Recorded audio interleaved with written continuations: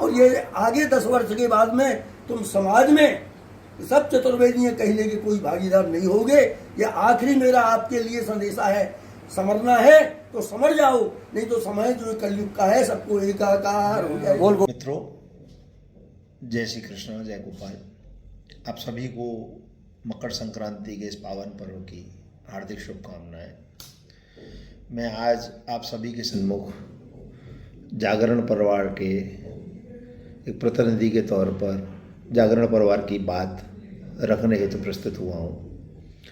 चूँकि समाज में अभी तक लोग शायद जागरण परिवार को नहीं जानते थे, तो इसके बारे में कुछ स्पष्टीकरण बड़े आवश्यक प्रतीत होते हैं, जिसमें ये क्या है, क्या यह एक संस्था है, इसकी विचारधारा क्या है, और अभी जो आगामी सामूहिक यज्ञोपवीत कार्यक्रम है इसके बारे में कुछ जानकारियाँ स्पष्ट करना चाहता हूँ। तो सर्वप्रथम जागरण परिवार यह एक विचारधारा है, न तो ये कोई बॉडी है, न कोई संस्था है, और ना ही ऐसी कोई संस्था बनाने का इसका कोई मंतव्य है। कुछ मैं और मेरे मित्रों के द्वारा सामाजिक स्थितियों के ऊपर समय समय पर सोशल मीडिया पर उठती चिंताओं को लेकर मंथन होता था। उस मंथन में कई लोग सक्रिय भूमिका निभाते थे, जिनके विचारों से कुछ इनपुट हमको मिलते थे, और उन इनपुट के आधार पर हम लोग कुछ समझ पा रहे थे, जिसमें कुछ प्रमुख बातें हैं कि एक समता आधारित समाज की आवश्यकता, जिसमें मध्यम वर्ग जो कि कहीं अपनी उपस्थिति दर्ज नहीं करा पा रहा था और एक कसक उसके मन में थी, और कुछ पूंजीवाद का हावी होना, कुछ झंडा बरदारों का, झंडा प्रेमियों का हर मंच पर अपना कब्जा करना। तो ये सब बातें कहीं ना कहीं आम समाज में चिंता का विषय थी, और इसी चिंता को रेखांकित करते हुए इन सब से बाहर कैसे निकला जाए, इसके लिए काफ़ी समय से डिस्कशन चल रहा था। और हमने और हमारे सभी मित्रों ने, नाम लूँगा तो लगभग सभी आ जाएंगे इसमें, क्योंकि बहुत छोटी सी समाज है और सब एक दूसरे से जुड़े हुए हैं। कोई ना कोई रिलेटिव है, कोई ना कोई संबंधी है, कोई ना कोई मित्र है। तो लगभग सभी की मानसिकता हमने टटोली, और उसके मद्देनज़र हमें लगा कि एक समता आधारित व्यवस्था की आवश्यकता है। और अगर हम एक नई संस्था का, बहुत ईजी है, आप संस्था गठित बड़े आराम से कर सकते हैं, और कई लोगों ने की भी है, लेकिन इससे मूल प्रश्न का उत्तर नहीं मिलता है। मूल प्रश्न कहीं ना कहीं पीछे रह जाता है, और लोगों के निजी पहचान, निजी आकांक्षाएं, निजी अभिलाषाएं वो सरफेस पर आ जाती हैं।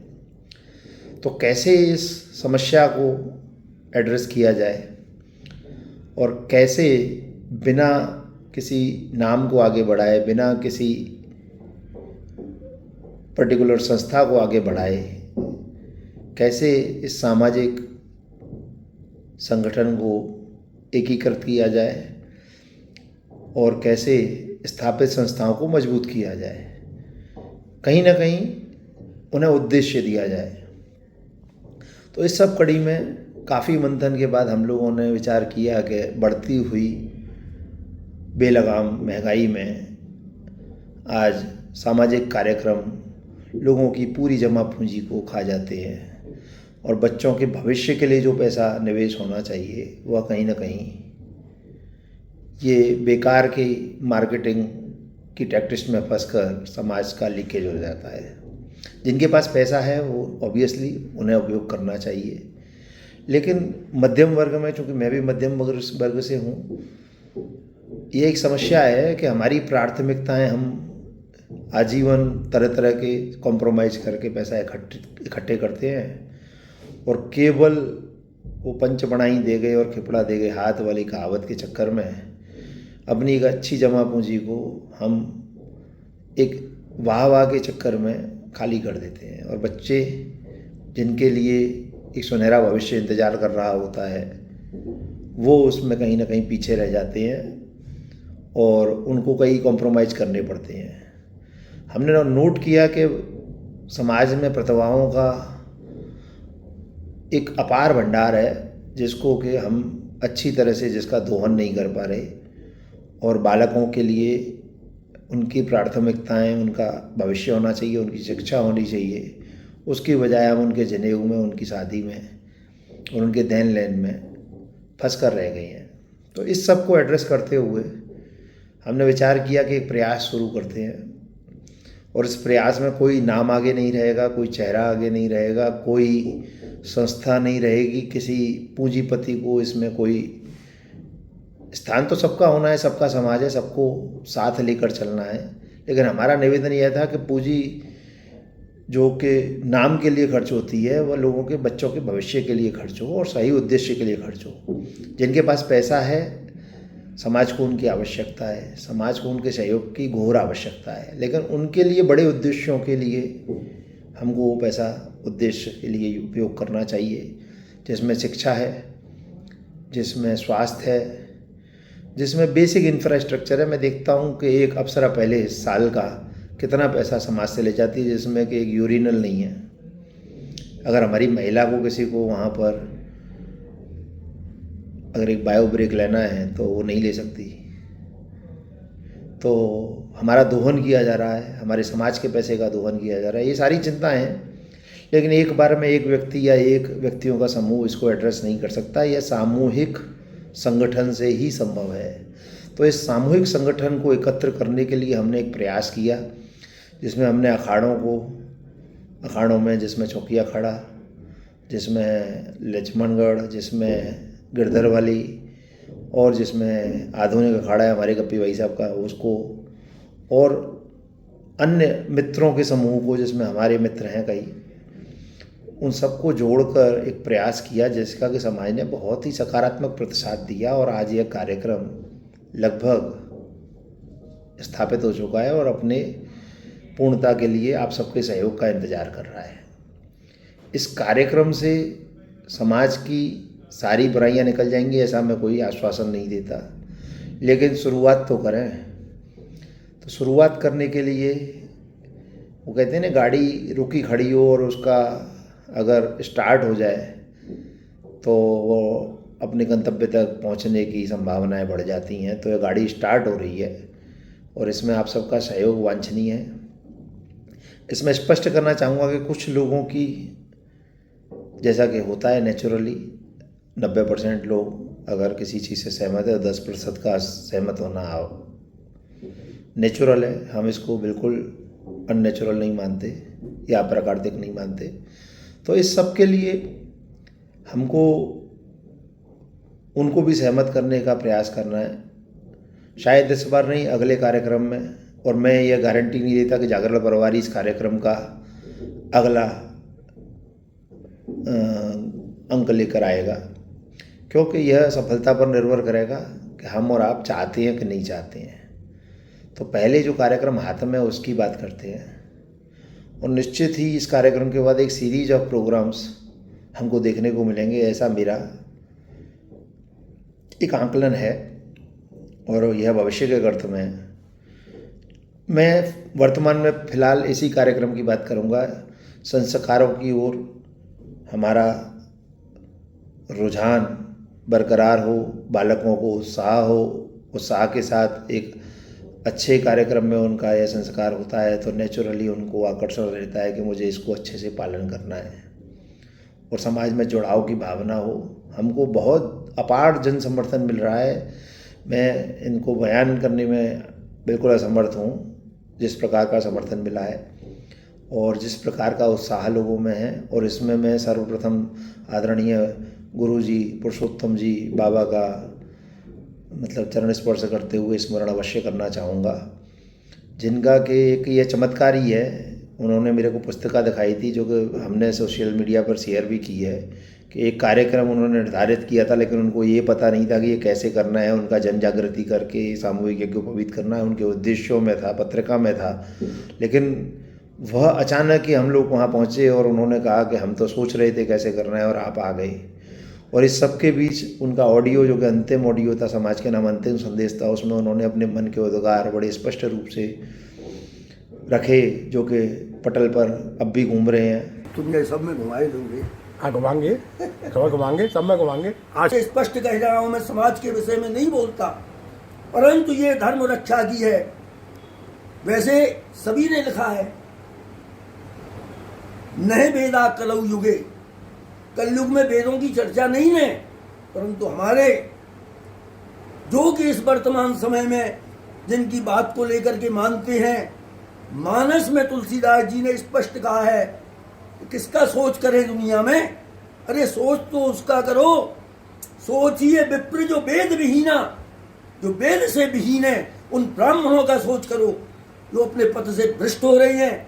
इसलिए समाज में बढ़ते हुए भ्रष्टाचार को, कुरीतियों को, दुराचार को, अनाचार को, अत्याचार को सभी को रोकें। और उसमें ये कार्य जो है, इस कार्य में सामूहिक जनेऊ की जो ये व्यवस्था लेकर के आई है, मेरा इसमें पूर्ण समर्थन है।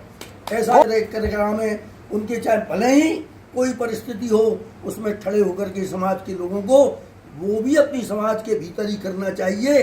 अनुलोम प्रतिलोम विवाह करने से समाज भ्रष्ट हो जाएगी और ये आगे 10 वर्ष के बाद में तुम समाज में सब चतुर्वेदियां कहने के कोई भागीदार नहीं होगे।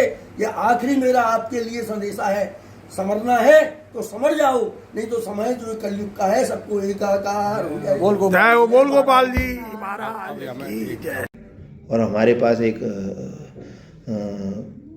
स्मरणांजलि की तरह से रहेंगे, लेकिन ये सब चमत्कार ही है। कहीं ना कहीं इसमें मैं अपने पूर्वजों का, अपने देवताओं का एक आशीर्वाद मानता हूँ कि इस कार्य के लिए उन्होंने हमें यह शक्ति प्रदान की और सबका सहयोग दिलवाया। तो आदरणीय श्री श्री 1008 पुरुषोत्तम जी बाबा का जो मंतव्य था और जो उनका स्वप्न था, उसको साकार करने के लिए पूरा समाज एक हो गया है, जिसमें हमको आदरणीय श्री जी गद्दी, आदरणीय तटीय स्थान और अभी हाल ही में बागेश्वर बाबा जी का भी, हमें श्री द्वारकेश लाल जी का भी एक शुभ संदेश प्राप्त हुआ। तो तरह तरह के आशीर्वाद, बड़े बड़े बुजुर्गों के, आदरणीय धोखे पंडित जी ने अभी अपना आशीर्वाद दिया और अपना सहयोग दिया। तो हमें पूरे समाज के पांडित्य वर्ग का, सभी जो भी माननीय हमारे पंडित हैं, आचार्य जी हैं, उन सबका आशीर्वाद प्राप्त है। सभी अखाड़ों से आशीर्वाद प्राप्त हो रहा है। सभी जगह से हमको अपार जन समर्थन मिल रहा है। और यह जन समर्थन किसी एक व्यक्ति को नहीं है, किसी एक समूह को नहीं है, यह जन समर्थन समाज के संगठन को है और समाज के लिए है। तो मैंने सोचा कि कई लोगों के मगज में यह प्रश्न है कि जागरण परिवार है क्या। तो जागरण एक विचारधारा है जो आपके मन की बात है, मेरे मन की बात है, आम जनता के मन की बात है और आम जनता की भावना है। बड़ा ही हर्ष है कि हमारी मातृशक्ति भी इसमें जुड़ रही है और उनके भी मन के रुझान आ रहे हैं। कई विचार आते हैं, कई सुझाव आते हैं, लेकिन एक साथ सारे सुझाव और सारे विचारों को पूरा करना बड़ा असंभव है। हम एक परिवार में 4 लोगों के मन ही नहीं रख पाते, तो ये तो समाज है और हमारा समाज तो गुरु लोगों का समाज है। तो हम अपना 100% देने की कोशिश कर रहे हैं, फिर भी इसमें कोई त्रुटि रह जाती है, किसी तरह की कोई कमी रह जाती है, तो हम अपेक्षा करते हैं कि आने वाले समय में इन त्रुटियों को, इन कमियों को जो भी भाई, और हम ये गारंटी नहीं लेते कि हम अपना चेहरा ही बरकरार रखेंगे। आने वाले समय में आपको नए चेहरे और नए लोग इसी कार्यक्रम को चलाने के लिए तैयार होते हुए दिखें, ऐसा हमारा उद्देश्य है, ताकि एकाधिकार कहीं ना कहीं न रहे कार्यक्रम पर किसी का, और यह एक संगठन का और एक सामाजिक शक्ति का पर्याय बन जाए। ये हमारा विचार है और ऐसी ही हमारी भावना है। इसमें स्पष्ट रूप से आप सभी का सहयोग, धन का सहयोग आ चुका है, मन से सब सहयोग दे रहे हैं। अब कार्यक्रम में तन से सहयोग देने का समय है, जहां हम हमारी परंपरा से परसगारी में सबका सहयोग मिले। हमको अपने कार्यक्रम को मैनेज करने में सब एक दूसरे का सपोर्ट करें और कार्यक्रम में भीड़ भाड़ और महिलाओं का सबका ध्यान रखा जाए, बालकों का ध्यान रखा जाए। तो जैसे हमारे घर के बालकों का और घर का कार्यक्रम होता है, ऐसे ही सब लोग पार्टिसिपेट करें, ये हमारी अपेक्षा है और ऐसी हमारी विनंती भी है। तो मेरा आज यह वीडियो प्रेषित करने का उद्देश्य हमारी भावना, हमारे प्रोग्राम और हमारे बैकग्राउंड के बारे में स्पष्टीकरण था, जिसमें कि हम लोगों ने एक और बात स्पष्ट करना चाहूँगा कि इस कार्यक्रम से कुछ लोग जो मैंने 10% कहा है वो शायद 10% भी नहीं है, 2 या 3% हैं, और उनको हम हर तरह से कार्यक्रम में समावेशित करने का पूर्ण प्रयास कर रहे हैं। पर कुछ चीज़ें प्रभु के हाथ पर और समय के हाथ में छोड़नी पड़ती हैं, तो हम उस प्रयास के मद्देनज़र कुछ हमारे यहाँ पर बहुत कुछ शरारती तत्व भी होते हैं हर जगह, 1-आधा%। तो कोई भी अपनी नई रमूज फेंक दे चौबे हमें, तो हमारे यहाँ रमूज फेंकना एक आम बात है। तो उसके लिए हमने 3 व्यक्ति मनोनीत किए हैं कि जो ऑफिशियली किसी भी मीडिया की कवरेज या किसी भी प्रकार की सामाजिक सूचना को प्रेषित करेंगे, जिसमें एक मैं स्वयं राजकुमार पाठक, एक हमारे गिरधारी सरदार और एक हमारे संदीप चतुर्वेदी उर्फ सोनू बाबा। जागरण परिवार की ओर से ये 3 व्यक्ति ऑफिशियली सारी सूचनाओं का प्रसारण करेंगे, जिसके आधार पर समय से इस पर आपके पास सूचनाएं उपलब्ध रहेंगी। लेकिन अगर कोई भी किसी प्रकार की आपको कोई भी हमको सूचना देनी है तो आप 1-to-1 में जागरण परिवार के अन्य सदस्य, जिसमें पिंडारा भाई साहब हैं, रवि भाई साहब हैं, हमारे दीपू भाई साहब हैं, हमारे बैजू बाबा हैं और हमारे सीपी भाई साहब हैं, प्रकाश जी हैं, प्रकाश दादा, तो कई लोग हैं जो कि मौजूद हैं समाज के बीच में। उनके माध्यम से हम तक ये बात पहुंच सकती है, और सोशल मीडिया आजकल बहुत फास्ट है, तो उसके माध्यम से भी चीज़ें आराम से बताई जा सकती हैं। तो आपके सहयोग की अपेक्षा में, आपके इस कार्यक्रम में शामिल होने की आकांक्षा के साथ, आपसे इस कार्यक्रम के लिए समर्थन की अपेक्षा में आपको आमंत्रण देते हुए मैं अपनी वाणी को विराम देता हूँ। आप सभी को धन्यवाद। जय गोपाल।